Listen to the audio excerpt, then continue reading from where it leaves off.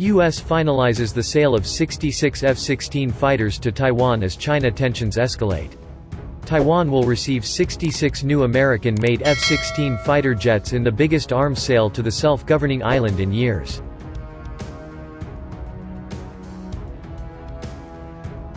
The deal finalized on Friday as China has been increasing pressure on the island, which Beijing considers to be an inseparable part of its territory.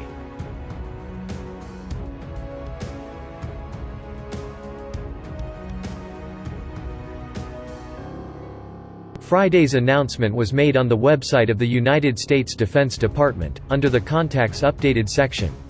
The posting said the U.S. Air Force was awarded a contract to Lockheed Martin, the maker of the F-16, for 90 of the planes as part of U.S. foreign military sales.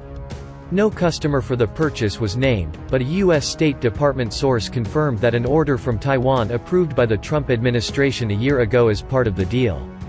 The other 24 aircraft are expected to go to Morocco. The final deliveries are expected by 2026. The new F-16s, known as the F-16V or Viper, will be made at Lockheed Martin factories in Greenville, South Carolina, and Fort Worth, Texas. They will be the latest, upgraded models of the single-engine aircraft which first flew with the U.S. Air Force in the late 1970s. They will join about 140 others already in the Taiwanese fleet.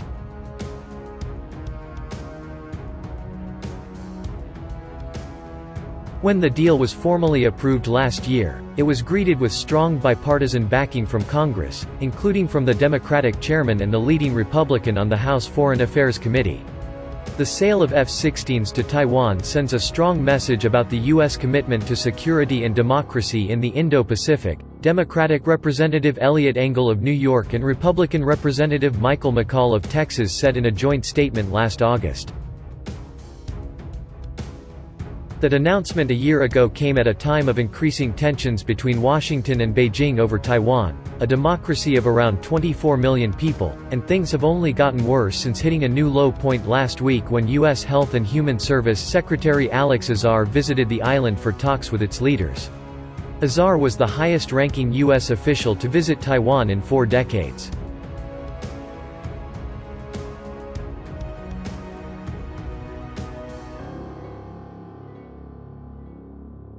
Beijing responded by condemning the visit while sending its fighter jets past the median point in the Taiwan Strait, the relatively narrow stretch of water separating Taiwan from mainland China.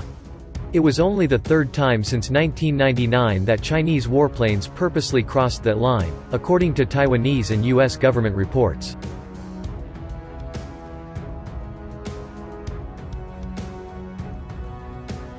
Then later in the week, the People's Liberation Army announced it had staged military drills at both the northern and southern end of the Taiwan Strait. The exercises were a necessary move responding to the current security situation in the Taiwan Straits and were meant to safeguard national sovereignty, said a spokesperson for the PLA's Eastern Theater Command, Senior Colonel Zhang Chunhui. And on Saturday, China's state-owned Global Times tabloid published a critique of the F-16 sale. While the deal was approved by the Trump administration last year and a formal signing was expected to take place sooner or later, its announcement at this particular time is believed to be yet another U.S. provocation and a step on the red line of the Taiwan question, which further risks confrontation, the Global Times report said, citing Chinese military analysts. The red line is any Taiwanese move for independence from Beijing.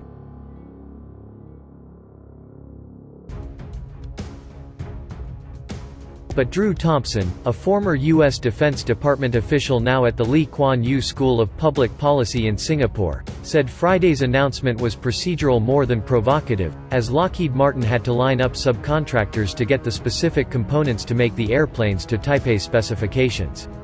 It's a bit like buying a car. This was finalizing the options that Taiwan wanted, Thompson said.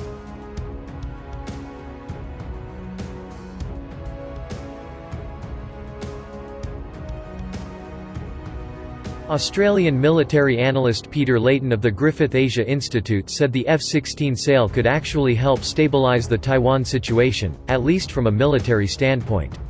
The sale will act to broadly maintain the air combat balance between Taiwanese and Chinese air forces, Leighton said.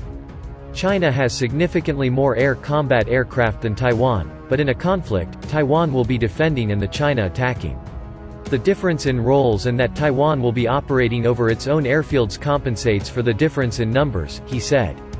The additional F-16s will simply keep the balance into the early 2030s, Leighton said.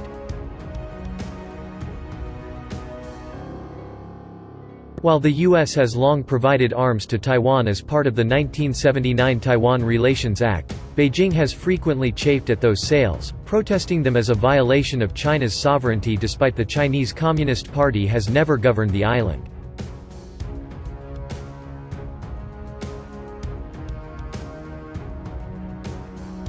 Chinese Foreign Ministry spokesperson Zhao Lijian on Monday reiterated those claims. The act seriously damaged China's sovereignty and security interests and seriously violated the norms of international relations, Zhao said.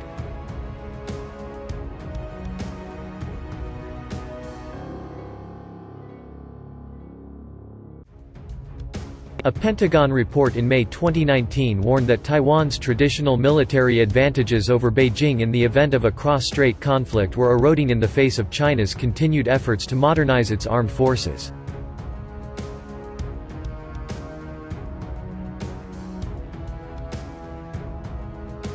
But since then the Trump administration has been stepping up arms sales to Taiwan, including Abrams's main battle tanks, Stinger anti-aircraft missiles, and earlier this year, new torpedoes.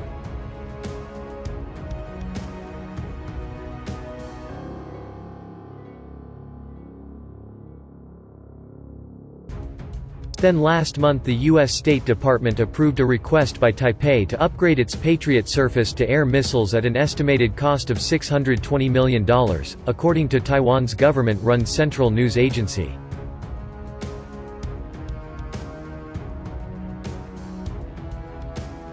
Leighton said Monday the Patriot missile upgrade works along with the F-16 sale to keep stability across the Taiwan Strait. The Patriot and F-16V sales fit together well to support Taiwan's air defenses without being confrontational to China, he said.